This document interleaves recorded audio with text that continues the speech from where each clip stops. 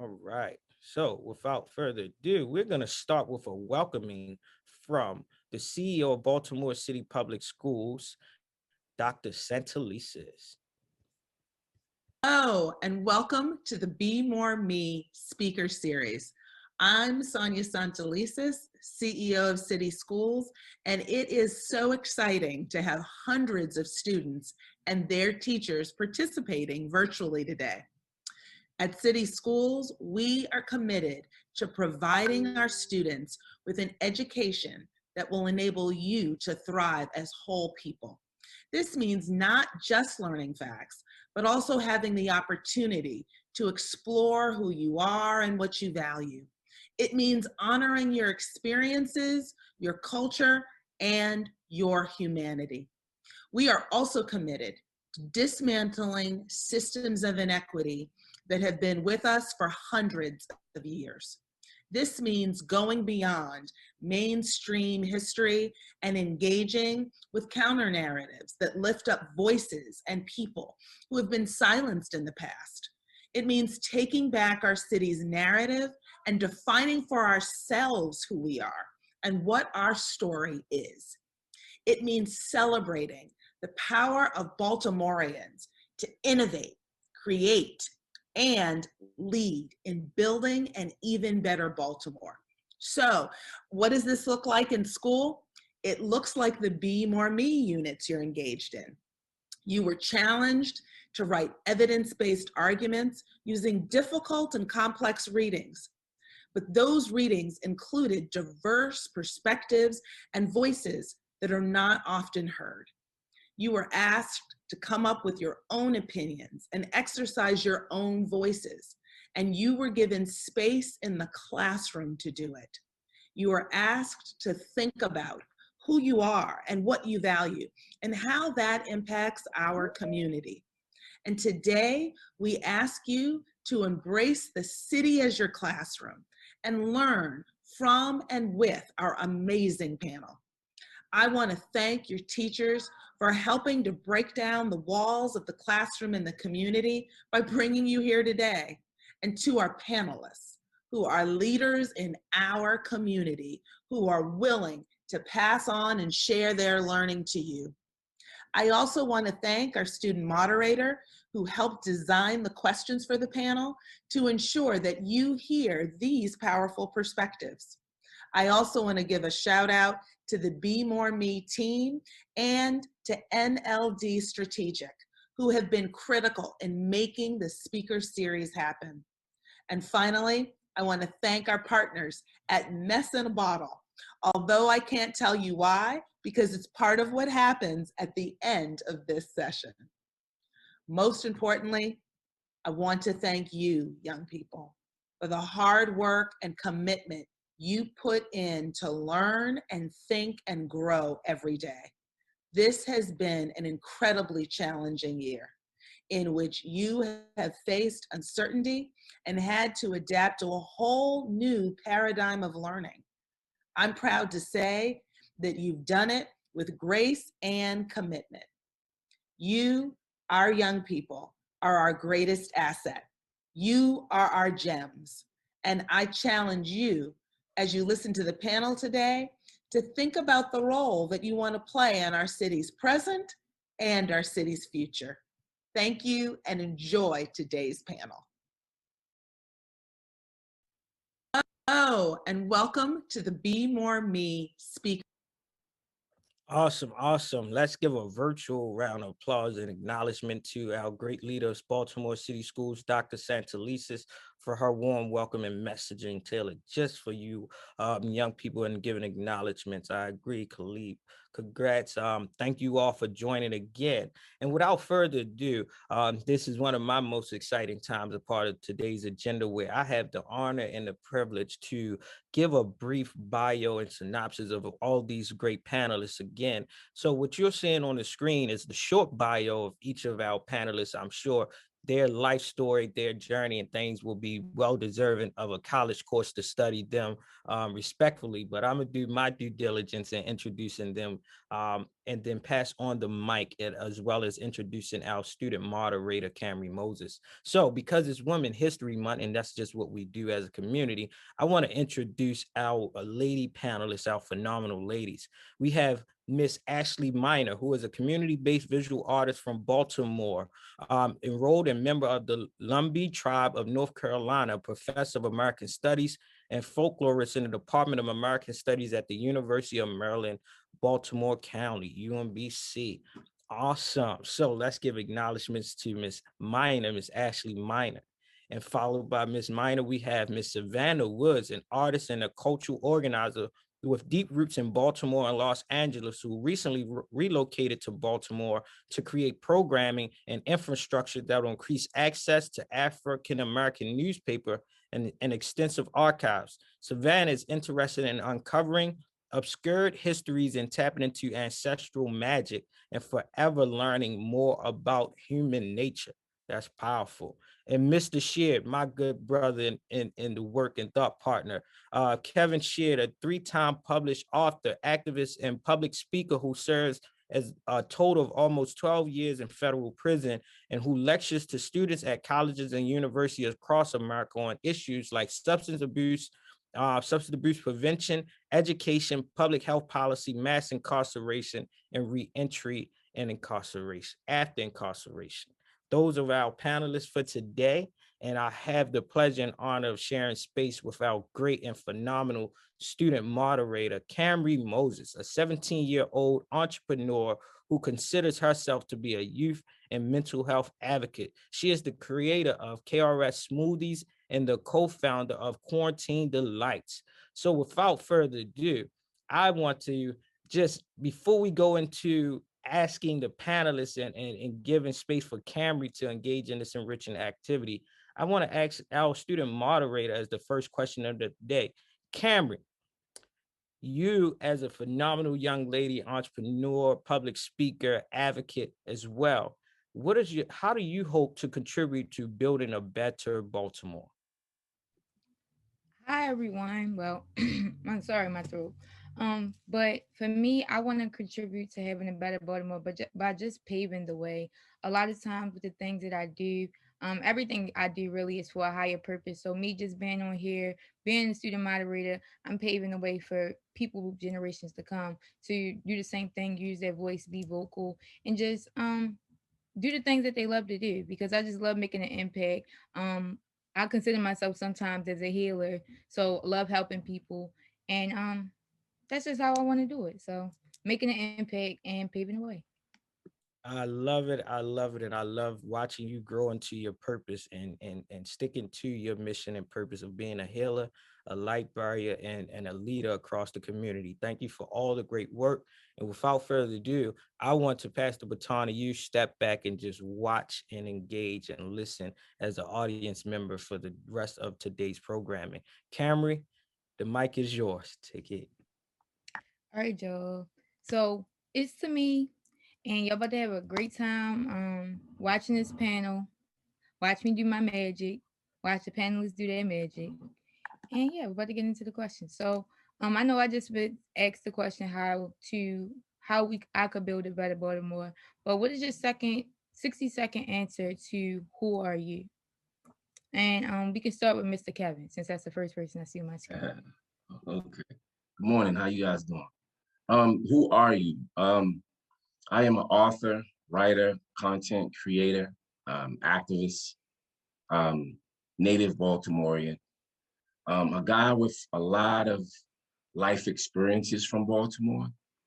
And now I've decided to use those experiences to educate people, but also to create content. So I'm actually in California right now. I've been in California for the last 18 months working on a film project that I hope my fellow Baltimoreans will be proud of once I return. But just creating content, I found that through writing, through film, um, you can use that as a vehicle to educate people.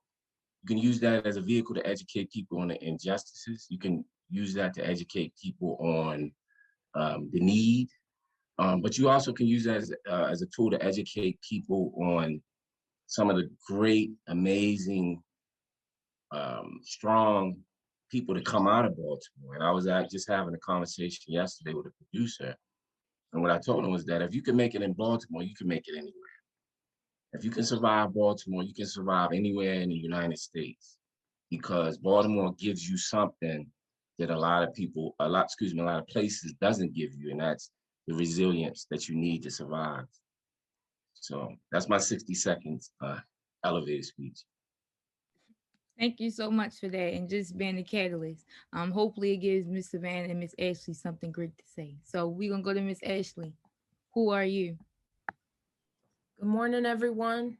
My name is Ashley Minner. I'm a community-based visual artist from Baltimore, Maryland, and I'm also a folklorist. That means I study the cultures of everyday peoples, and I am a native Baltimorean. That means I'm a Native American person who was born, raised, still live and work in Baltimore. I'll be here forever. I'm an enrolled member of the Lumbee tribe of North Carolina.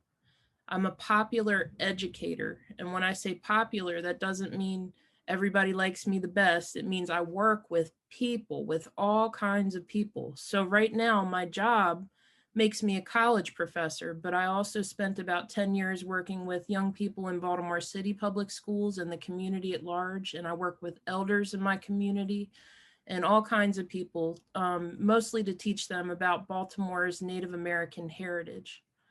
I am the daughter and granddaughter of people who came from further south looking for a better quality of life. And they found it here. And me having been raised up here and steeped in everything that Baltimore is, I know that anything's possible. And I have excellent taste, according to me, in food, music, fashion, great sense of humor, and a real appreciation for the weird. Thank you. I love that, providing the out of the ordinary response. Today we're not providing any cookie cutter responses. We just having a sounding board for real authentic answers to these questions. So thank you so much for that, Miss Ashley. Miss Savannah. I love that response too. And it's great to be here on this panel with you this morning. My name's Savannah Wood. I'm an artist. I am a cultural producer. And Ashley, I like the way that you are defining terms. And so as a culture producer, I make things that produce culture. So I make exhibitions, I make books, I make podcasts, I make all kinds of things in collaboration with other people that shapes culture, that pushes it forward, that looks to history, and interprets it. So a wide swath of stuff. I'm the youngest of 4 kids. I am a daughter of both Baltimore and Los Angeles. I claim both and I hold them both really dearly in my heart. I am a history nerd, I'm a visionary, and I am happy to be here. Thank you so much. We're so happy to have all of you. All right, so let's get into these questions. I know y'all probably wondering, what we're going to ask these panelists. So we're just going to get right into it. We're going to start back with Miss Savannah. So in addition to being the archivist for the Afro, your family has a long and well-known legacy in Baltimore. Can you tell us more about it and how knowing your family's legacy shapes you and your work? Yeah, and actually I'm realizing I didn't even say I am the archivist for the Afro-American newspaper, but I'm also the archivist for the Afro-American newspapers, which is, I have to get this right, it's the longest running family-owned Black newspaper in the country. And so there's all those qualifiers in there, but it's a newspaper that was founded in Baltimore, Maryland in 1892, 128 years ago. And my family has been running it since 1897. Knowing that history shapes everything about my work. I didn't intend to go into this work. I didn't intend to be in the family business, but they created it so that I could, if I needed to, if I wanted to, if it made sense. And so I recently moved back to Baltimore about 1.5 years ago to work with this archive because I could hear my ancestors like, girl, you better get back there. You better get back there and do this work. Because I've spent a lot of time working in other archives and working on other cultural projects. And so I've had all of this training that prepared me to come back to work with this archive that my own family has produced by covering the news from a Black perspective for the past 128 years. And so that's what I'm up to today. And so it's shaping everything about my work. It's maybe not a succinct answer, but that's the gist of it. Thank you so much for that. I'm gonna let you get a little break with making your answer, and we're gonna go to Miss Ashley. The first question for Miss Ashley. So you are a member of the Lumbee tribe, as you said, and have recently published an article about your history in Baltimore. Not many people know about the Lumbee, even though they have been here for a long time. Can you tell us more about them and what happened to their story in Baltimore? And this question was really like exciting for me. I'm always excited to learn something new. So I wonder what your answer is to this question. Thank you. I'm so glad you asked. So, Baltimore, like the rest of all of what is now called the United States of America, is actually occupied native land. We learned very briefly, hopefully, in school that indigenous people, there were and are people indigenous to this land who were here first and who are still here. Baltimore is the ancestral homeland of the Piscataway and the Susquehannock peoples. The Piscataway are still around. Most of them live in southern Maryland now. But the biggest tribal group in Maryland, in Baltimore certainly, are members of the Lumbee tribe of North Carolina. And they came to the city mostly after World War II because they had a hard life in North Carolina and they found out it would be easier to make a living in the city. So my family was part of this migration up. And at one point, there were thousands and thousands of Lumbee tribal members living in the area that's known as Upper Fells Point and Washington Hill. So many, in fact, that they joked around and called the neighborhood their reservation. But due to a bunch of complex factors, including what's known as urban renewal, the reservation was sort of dissolved, and most Lumbee people moved away from that concentrated neighborhood, that area of the city. And there we still have an American Indian church where everybody can go, and we still have the Baltimore American Indian Center at 113 South Broadway. But if you go down to that neighborhood today, most people don't expect to run into an American Indian person. And in fact, most people don't even realize, like a lot of people actually believe that there are no American Indian people left, and that's not the truth. That's because we live in a settler colonial state where Indians are always being made to disappear, and people rely on what they know from Hollywood movies when they think of what an Indian must look like, when in reality, we are your neighbors and your coworkers and sometimes your family. So I'm here trying to elevate our students and help people to recognize us when they encounter us. Thank you. Okay, so I know at the end you said you're interested. Well, you want to elevate. So what do you think would be like the best way to do that? Like, what have you been doing now, and what do you hope to do that may be like out of your reach, like that could possibly you could possibly get resources for?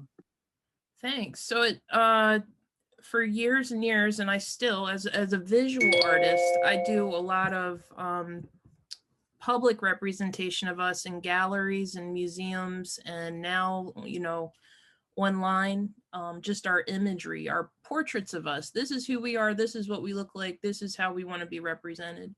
But most recently, I've been doing a lot of archival research, some of which has even allowed me to work with Miss Savannah, where I go through the newspapers and the libraries and the city planning records to find evidence that we've been here. And then again, since we have the internet now, I show everybody. I'm like, look, we were here in 1946. We were here in 1893. We were here in 1968, and this is what we look like, and this is what we were doing. We have a long history here, and we're still right here. Thank you so much for that, Miss Ashley. Hopefully, people got to extract some of the things that you were saying. Can we go to Mr. Kevin, and we're gonna go to his first question. So in your bio, you shared that you went to prison for 12 years. How did you Mhm. get from there to where you are today? And this question was like within the intent of like mentally, how did you get there? Like how did you like stay mentally sane there? Everything. Like get as deep as you can get.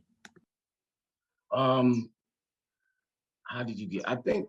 Oh, I'll go back. I think I'll start with the foundation, right? So when I was, I guess maybe 5 years old, something like that, my mother put me in a Head Start program, which gave me a foundation of education at an early age. And by the time I got to elementary school, I was literally beyond every student in my class in reading, math, um, you name it. And at that time, the teachers wanted to skip me to the next grade because they were like, well, he doesn't need this. He's already got what he needs at this age. And he's so advanced from all the other students. So I started out a really smart kid. My mother focused on education. So that was the foundation, right? Um, then even when I, committed the crime of drug trafficking and spent time in prison, I started taking college courses while I was in prison.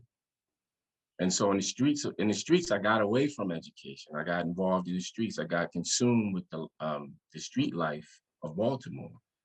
But in prison, I shifted back to education. So I began taking college courses. Professors from the outside would come into the penitentiary in the evening with the same curriculum as the from the community college, and I majored in business management at the time. And so I read like several books. One of our Baltimore heroes, Reginald F. Lewis, amazing biography of his life, but several other books, reading education. So while I was incarcerated, I was able to get what I describe as a tool belt, because even when you return to the streets, you have to have something um, to offer. If you want employment, if you want to, whatever you want to do, you have to have something to offer. And education is something that once you get it, you can't lose it. No one can take it from you. Um, and it could propel your life into places that you've never dreamed. So after spending almost a total of 12 years in prison, when I was released in 2006, um, I just began to utilize those tools that I built while I was away, and they helped me get employment. They helped me get in places that were where I could meet people that can support me. They helped me get in rooms that I may have never gotten in before, and that was all through education. And so, sometimes I talk to guys and I talk about education, and sometimes they just don't get it, right? But I'm a living example of what even a guy that's made several mistakes, and even a guy that's made several bad choices. Even through all of that, education is still the thing that propelled me to where I am today. So, I just the short answer. Well, I guess there's no short answer now, but it's simply education, reading, and once you get that education, nobody can take it from you, and it could get you into places um, that you may have never dreamed you could get in. I've been in rooms with people. I've been invited to the White House. I've spoken at Congress. I've spoken at 50 colleges across the United States. Rooms that I never thought I would ever be able to get in. But I go back to the fundamentals of what I built up over the years, going back to 6 years old, starting in the Head Start program. Oh, that's amazing. So, I know you said education basically was like your gateway. Do you feel like education be could be a way to prevent like other youth and things like that of going to prison? Like I know you said you waited till like Okay. education is important to you and your foundation, and when you went to prison, like that's when education came back for you. But if you think like if they keep focused with education or whatever the case may be, do you think there could be prevention for outcomes?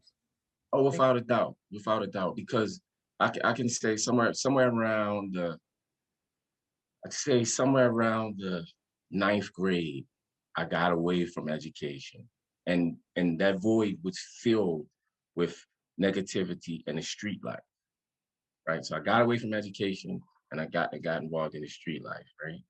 But if you can just stay on that path, stay as long as possible, um, yeah, without a doubt, education is definitely prevention.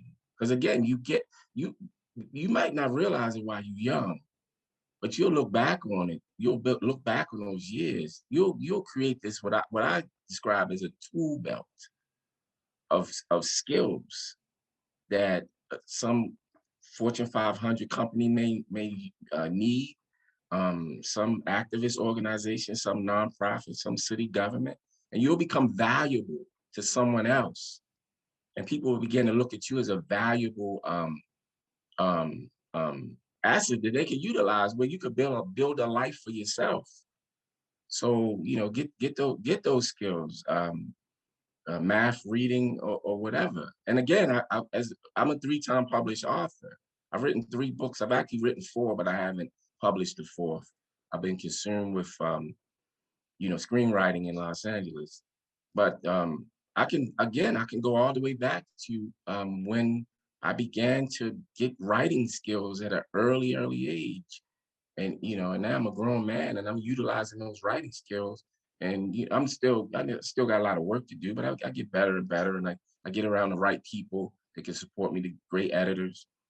Um, but once you get that skill, no one can take it away from you, and it can take you places you've never dreamed you would ever go.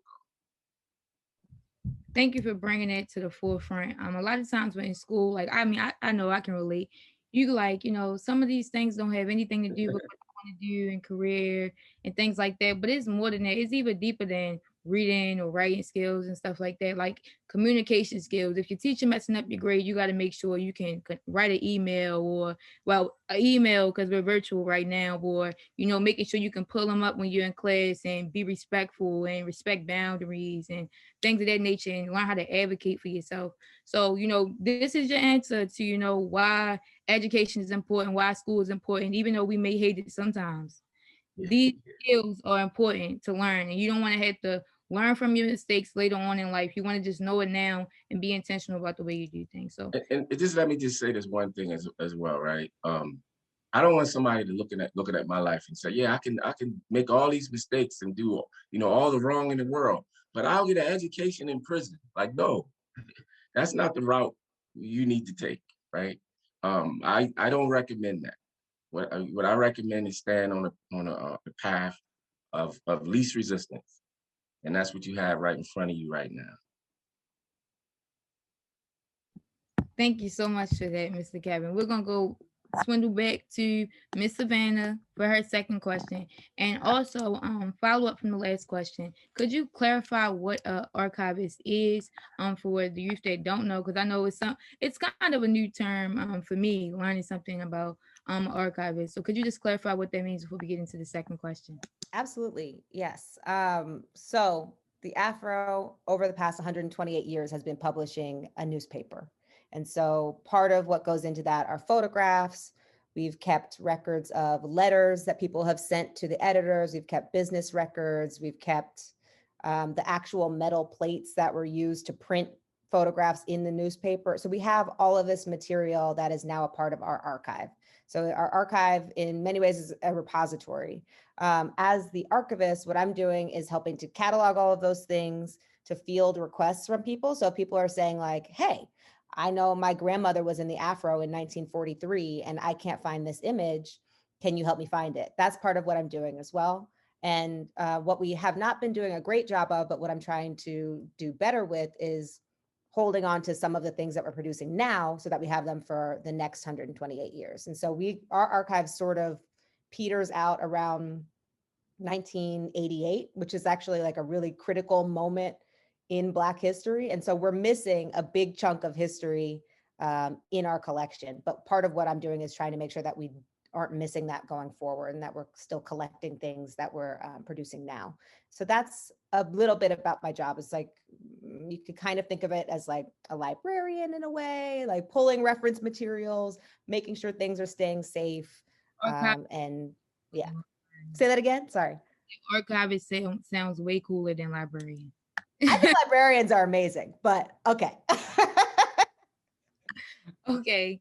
So in your bio, you mentioned a little bit about uncovering and oh wait, before I even get into the question, I'll admire that you held yourself accountable and just on your organization too, because a lot of people, when things go wrong or we find problems with things, we try to our best to hide that problem. Mm. But like going forward, we're missing a big chunk of history, but I'm going to make sure that we don't miss any more chunks of history, and that we're going to make sure that the newspaper is run how it's supposed to run. So I admire that before I forget that thought. But back to the question. In your bio, you mentioned that one of the things you care about is uncovering and protecting obscure histories. Can you tell us what that means to you and why it's important? And what does that mean for our future? Yeah. Well, for instance, when Miss Ashley was talking about bringing up these stories about Lumbee Indians in Baltimore, this is an obscure history. This is something because it hasn't been documented in the mainstream, because it's not taught in schools. It's an obscure history. It's something that we don't necessarily know about until somebody uncovers it and shares it and puts it into public consciousness. And so it's really important because these are stories that contribute to the way our city runs. Lumbee Indians have made significant contributions to the city of Baltimore. So it's really important that we understand what those contributions are so we know how we got to where we are. So your early question, or the framing for this, is how did we get here?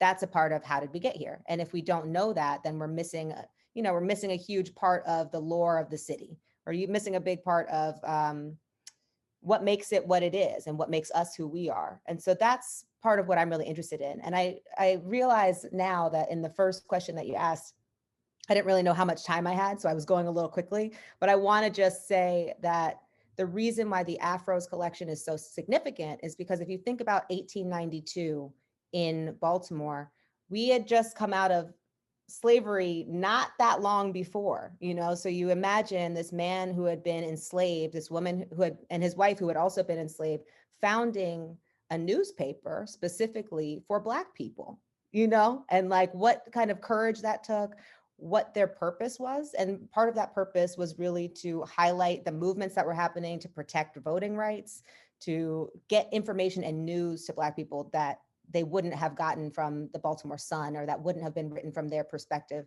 and to apply pressure to the political systems that were in place to make life better for Black people in Baltimore. So that has been the agenda of the newspaper. People talk about newspapers being unbiased. There's always a bias, but for the Black press, it's always been at the forefront, where it's like, no, no, no, we must be biased because we have so many forces working against us. We have to advocate for our own cause. So with that in mind, you can imagine there's so many stories in this newspaper's archive that wouldn't be in any of the mainstream history books, that wouldn't be in mainstream newspapers. And so we're a repository of quote unquote obscure histories, but they're only obscure because people didn't care enough to bring them to the forefront. And so our newspaper is often the only source for people who are studying Black history in Baltimore, or I mean, not the only one, but one of the main sources for people to find information about Black history in Baltimore. So that's critically important to maintain that collection, but also to try to pull things out and bring it to the public. Something else that I wanted to mention is that, when we're in school, we're taught in a particular way. I think this BMore Me program is great because it's really tapping into like what makes the students who they are, how we all interact with our city. And that's really important for just connecting to education. But part of what I want to do with this archive, part of what I am doing with this archive, is finding alternate ways to bring this history into the public. So through inviting artists to do residencies within the archives and to make new work about it. They're having an experience as a researcher. Their work is then another form of scholarship in some ways, where it's like you get to understand some of this history through the work that they create, or by creating publications that pull from the archives, but also connect it to the present and to show how, for instance, we go from the Black women's involvement in the women's suffrage movement leading up to 1920 to today, and how we're still fighting for voting rights, how Stacey Abrams won that Georgia election, like, and just the work that she's been doing is built on the shoulders of all of these women that came before. And it's really important that we recognize that lineage, that history. And so that's what we're doing, is just trying to make sure that we're keeping that history safe. So I guess in that sense, that's protecting it. So keeping it safe, meaning that we're updating our systems and that we're making sure that we have licensing agreements that then get the content out to people. And so for that, we have a partnership with ProQuest, which is usually a paid service, but the Pratt Library has a subscription to it. So anybody with a Enoch Pratt library card can log on to their online portal and put in their library card, and for free, search all of the back issues of the Baltimore Afro from 1893 through 1988. And, there's other Maryland newspapers there too. So it's not just the Afro, but it's a really important piece of how we're protecting these obscure histories, but also making sure that there's ways for people to access it and to do interesting things with that. What does it mean for our future? Yeah, I mean, this is how we build the future. We have to understand where we're coming from so that we know how to move forward. And something that I was just thinking about before getting on this call is, like, Baltimore has such a rich, deep history and such a bright future. And we have the privilege of being alive right now in the present moment to shape both of those. So we think of the past as like something that's over and done with, but it's not, because we have to reinterpret all of the things that we've been taught. We have to reinterpret the things that we weren't taught. And that shapes the way that we eventually change the future as well. So this is the privilege that we have today as living human beings with access to this kind of information. Thank you so much. Can we go to Miss Ashley's second question? Okay. So, Miss Ashley, what is your vision for the preservation of the Lumbee story and their story moving forward in Baltimore? How does that contribute to your artwork and work as a folklorist? And can you also explain what a folklorist is one more time to catch us up? Sure. A folklorist is someone who studies the cultures of everyday people. So we're interested in food and how people do their work, their ethnic customs, all kinds of things that everyday people do. It's fascinating. We like what makes people unique and part of their own groups also. And they're actually folklorists who work for the whole state of Maryland, like just documenting different cultural groups. And I used to be one of them. And I just want to piggyback on something that Miss Savannah said. I recently finished my doctoral degree. That means I'm a doctor now, not a medical doctor, but a doctor of philosophy. And my dissertation, which is like a whole book almost that you have to write to get that degree, was researched using my free Enoch Pratt library card and searching ProQuest through the periodicals, which is so much fun. Yes, we're probably all nerds, but also it's fun. You should try it. Get yourself a library card and search the newspaper archives. So to answer this question, what's my vision for the preservation of the Lumbee story and moving forward in Baltimore? One thing we're working on right now is a walking tour of the neighborhood that we used to call the reservation. And it's going to have a map that I'm working with designers where they're actually illustrating the couple buildings that are still left that were ours, that are ours, but also illustrating buildings that were knocked down so you can understand what the neighborhood used to look like while you're walking around looking at what it looks like now. Also, it is my fervent wish that the Baltimore American Indian Center would be very well resourced with strong leadership so that it can continue to be an anchor for our community and for all of Baltimore going into the future. I'm going to write a book pretty soon. I'm going to publish a book about us because there isn't one yet. And, people come to me and ask, would I like to make a documentary film? That's probably down the line. There's lots of articles. If anybody wants to Google my name or just Google Lumbees in Baltimore, they'll pop up. We've been covered by the Smithsonian and the Washington Post and of course the Baltimore Sun. What else? There's an episode of Out of the Blocks, a really great local podcast that I got to help produce that started on the 100 block of South Broadway just to feature voices of American Indian people in the city. And by the way, it's not just Lumbees. We have a lot of people from everywhere. And of course, there's going to be a website, and I post things on Instagram.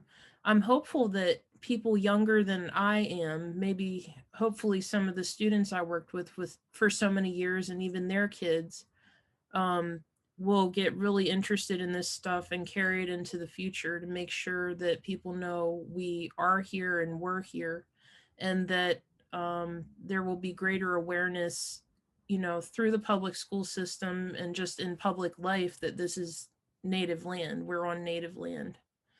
People should realize, Baltimore was built on the banks of the Patapsco River. Patapsco is an Algonquin word. I mean, our history just gets buried, and it's my hope that it will not be buried, going forward. Thank you so much. And, thank you too for, bringing awareness to this, because this is something new for me. So I'm definitely learning something new today.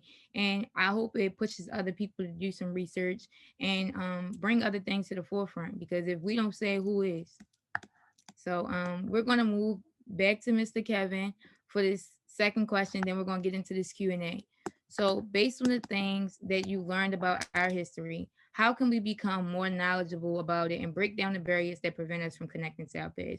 And with this, I had in mind, like in school, the history that we learn, like Ms. Savannah said, isn't always really like our history. It's not something that I can connect with. And sometimes it's hard to, be in history class, learn something about other people, not having any connections. So that's what I had in mind when creating this question.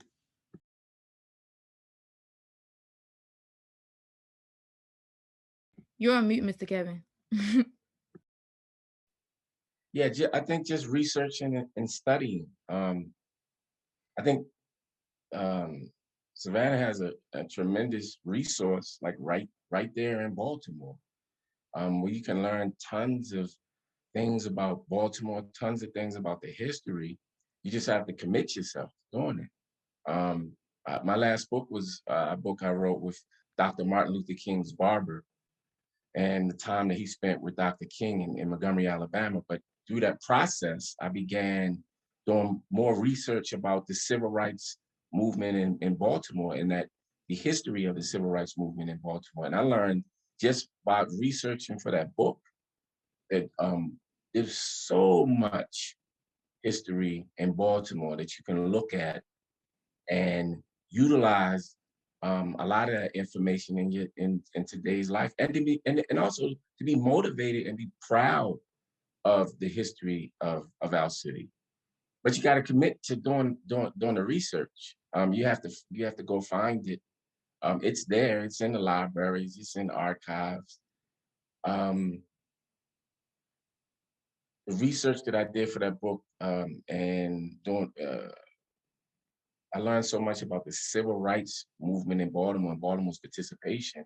It just made me feel even prouder to be from Baltimore. And it also motivated me to want to go out and do more. Because sometimes we can look at our the people that came before us. We can read about their stories. We can learn about their lives, and those things can motivate us to do great things today. So yeah, I think if you commit to doing the research and commit to learning more, it can have a profound effect on your life today, for sure. Yeah, see, I love that. But I'm gonna push it a step further. Do you Okay. think, like, with the people that you guys are, do you think we could like have a history book in the making or things like that of our history, since we know more about our history? So it can prevent, like, not to say that people shouldn't do research or anything like that, but to make it more accessible, because sometimes it's hard to be like, where to start? What do I want to learn first if I don't even know the topics that I should search up? So I'm pushing it to y'all, and maybe they have a call to action with other people that you know. I'm sure Miss Savannah isn't the only archivist.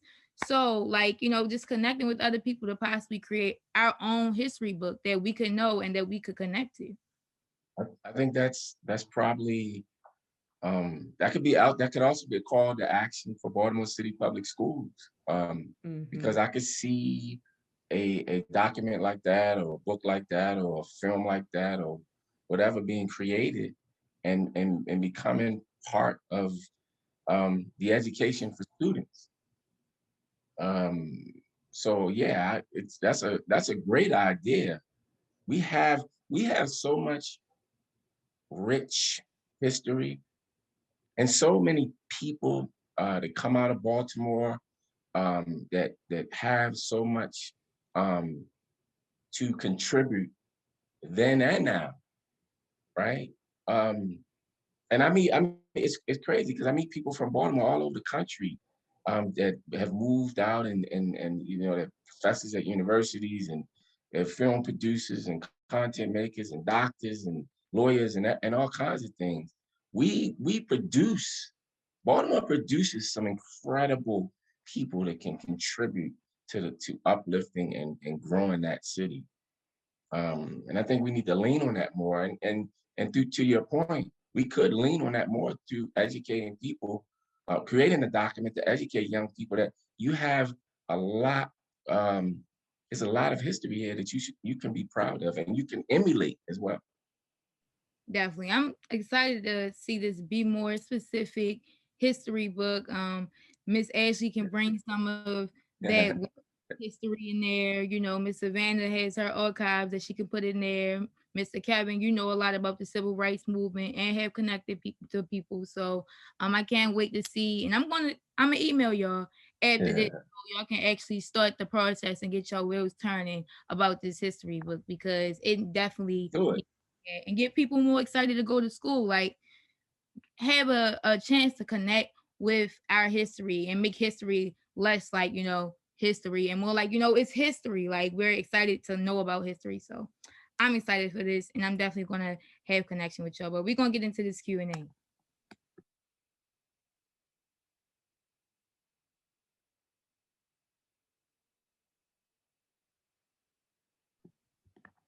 Okay, so I could start. Let me see what questions that I have, because I was writing. If y'all saw me, I was looking down. Oh, well, we had one student said, "What do you think about COVID-19?" So anyone can start. Um, Go ahead, Savannah. No, I'm over it.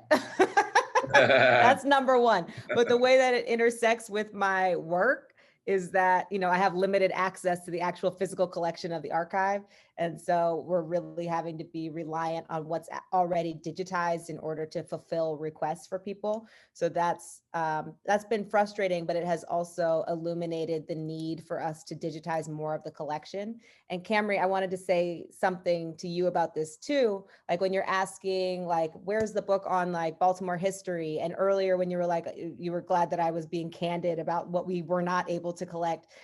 All of those things are related in that all of that requires a level of resource that has not been invested into these really important spaces. So Ms. Ashley also mentioned like wanting the American Indian Center to be really well resourced, meaning funded, meaning funded, so that people can get paid for doing this really critically important work that shapes our culture and shapes our city. And so I'm just like, I say this on every panel because I need people to know, it's like, doing this work is so soul fulfilling, but it rarely pays enough. And that's the thing that's like so frustrating that I'm also trying to work on, is how do we raise the money to do this work, to make a really amazing podcast, video, etc. series all about Baltimore history that would be a really engaging thing for students to be a part of. We need all of that, like, but we need the money to be able to do it. Thank you I so think much. I think raising more resources to do the important work is a whole nother panel discussion. It is, but it's related. We're gonna need 2 more hours to get down to that. But yeah, no, I agree with you 100%. And make sure you are dropping your questions in the Q&A portion of the webinar, so we make sure we're getting to all of the questions. And for this question, if Miss Ashley or Mr. Kevin want to ask it as well, answer it as well for the COVID-19 question. Think about its impact on history. Like with COVID-19, has it been harder to do your job or easier to do your job, or have more resources came about, or like how has that process been with your job? Well, your career. Jobs are temporary, careers are long term. And just share that. Go ahead, Ashley. I'll follow you. Okay, thanks, Mr. Kevin. So the main part of my work that I get paid for, that is my job, is being a professor at UMBC. And I think, so that's like a teacher of college, you know that. I think I'm a pretty great teacher. And most of my teaching depends on me being able to be face to face with my students and do hands-on activities. Because I came out of an art background before I went back to be an academic, I'm very much into like making and doing things to understand what we're going over in class, and it's hard to do that online. I think we made the transition pretty well, but I think it's safe to say all of us are sick of being on Zoom, and we'd rather be face to face again, but when it's safe. Also, the part of my work that is my research, usually the most important part of that is me interviewing my elders. And we know that elderly people are especially vulnerable to this sickness. So it's been really important for me to do what I can on my end to make sure that my elders stay safe, because they're the ones, they're precious for a number of reasons. But they know our history is like a really big one. And if they pass away, if they're not able to share anymore, then we. Miss Ashley, kind of cut out. Um, so I'll jump in real quick. So how has COVID again, I think I'll go back to what we said earlier. I said earlier about resilience, right? Because yeah, it's been a rough time for the country. It's been a rough time for people in Baltimore, but it's also been a rough time for Black people across the country. And so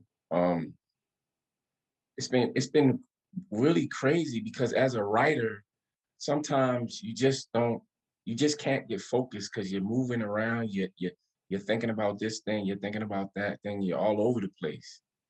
But as a writer, sometimes oftentimes if you could just sit down and what I call quiet the mind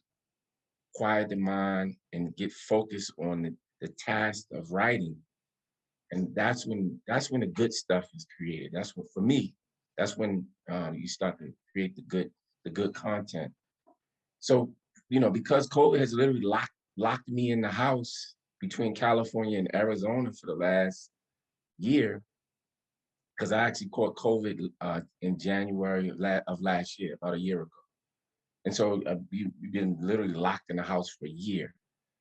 But through that year, I've been able to write some tremendous stuff, submit some screenplays to Hollywood, um, on the content that I like to develop, and which is black stories, the story of the Black person's life, or the challenge and the triumph. But through COVID, I've just been able to write more, and I don't think without me being able to sit down for a year, roughly, I don't think I would have been able to accomplish that. And so it's a lot. Oftentimes, when life gets tough and life gets challenging, you got to find that little angle, that little niche, where how can I make the best out of a bad situation? And so, luckily, I've been blessed to be able to do that. And so, one of the things I love to challenge some of the students with is another question, push back, like, um, how have you been able to make the best out of a bad situation? What have you been able to? How have you been able to grow during this challenging time? and create something that you could utilize down the road. So that's my answer to that question. Thank you so much for that. Those were some really awesome answers. So I guess my last question is to wrap this up. Would be, unfortunately, because I wish these panels were like an hour or so, but we'll push on Be More Me for that. Based on your vision of where we are going or where you want us to go, what is your call of action to everyone here today? Youth, adults, and people that are going to watch this replay. Like, what is your call to action?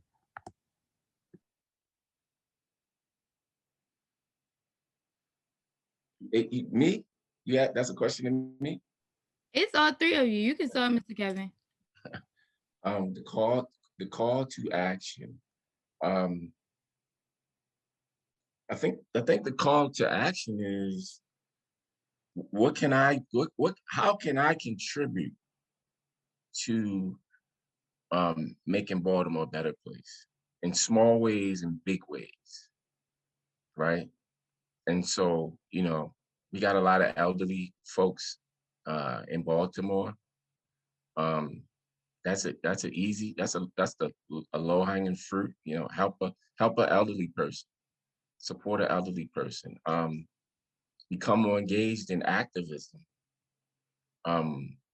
Become more engaged in your own education to get the tools that you need so that later on you may be able to come back to Baltimore and be an asset. Maybe run for mayor one day, or maybe run for city council one day, or run a nonprofit yourself. So I think your call to action is what can you do personally to make Baltimore a better place? Thank you so much for that. Miss Savannah? I'd say follow your curiosity. That's my call to action. It's like, if you have curiosity about something, don't dismiss it, but follow up on it. Do the research, dig into it a little bit deeper. And specifically with the work that I'm doing, I would say, like looking into my own family's history, my own family tree, sparked other questions for me and led me into rabbit holes of research that were super interesting. But sometimes having that personal connection to it is just the hook that you need in order to go deeper into the history, to find yourself in it, and to be and to like stoke your curiosity about it. So that, we were talking about history and research earlier as not necessarily being something that everybody does for fun, but I think if you find a personal connection to it, that can make it more meaningful. So follow your curiosity and maybe start with your own family. Thank you so much, Miss Savannah. Miss Ashley, take us home. I'm back. All right. As soon as it's safe, I want everybody to go down to your local library and make friends with your librarian. Get yourself a library card. Libraries are the most awesome places, and there's one in almost every neighborhood. Also, I would like you to do something nice for one of your elders. And this is a great website I'm going to drop into the chat that everybody can use to learn more about the people who lived and in many cases still live on the land that we occupy.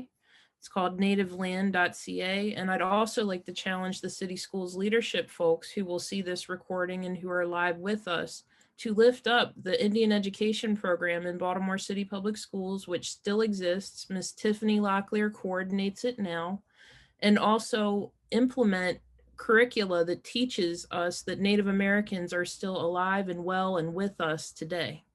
Thank you.